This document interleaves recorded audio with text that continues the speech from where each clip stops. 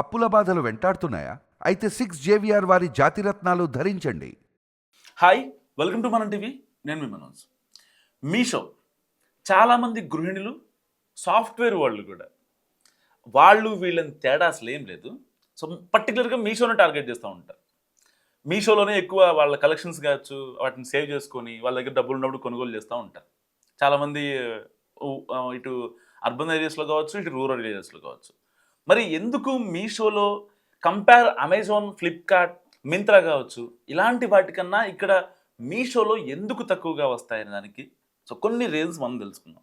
బేసిక్గా ఒక బ్రాండ్ని ఫ్లిప్కార్ట్, అమెజాన్, మింత్రా నుంచి అమ్మాలంటే సెల్లర్ రిజిస్ట్రేషన్ పాలసీ ప్రకారం వాళ్ళు 100 రూపాయలు ఒక ప్రోడక్ట్ అమ్మితే దాంట్లో ఒక 20 రూపాయలు యాప్కి కట్టాల్సి ఉంటుంది. ఎవరైతే పూమా కానీ లైక్ ఎలక్ట్రానిక్ కావచ్చు, any category, any object. So ఇక్కడ మీషో నుంచి అలాంటి అవసరం లేదు.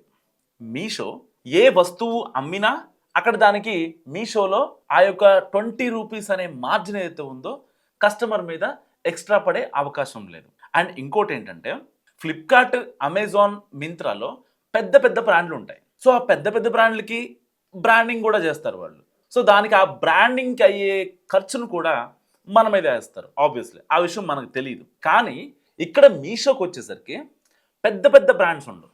సో సిర్పూర్ కావచ్చు, ఇంకా కాగజ్ నగర్ కావచ్చు, సిరిసిల్ల కావచ్చు, ఇంకా గుజరాత్లో బాంబేలో చిన్న సన్నకారు ఎవరైతే ఉంటారో వాళ్ళు మాత్రం ఈ మీషోని ఆదరించడం వల్ల సో డైరెక్ట్గా ఇక్కడ కస్టమర్ కొనుక్కుంటున్నాడు. సో ఇక్కడ బ్రాండింగ్ ఉండదు. పెద్ద పెద్ద వేర్ హౌస్లు పెట్టేసి ఆ బ్రాండ్ని వాళ్ళకి స్టోర్ చేసి ఉండే అవసరం లేదు.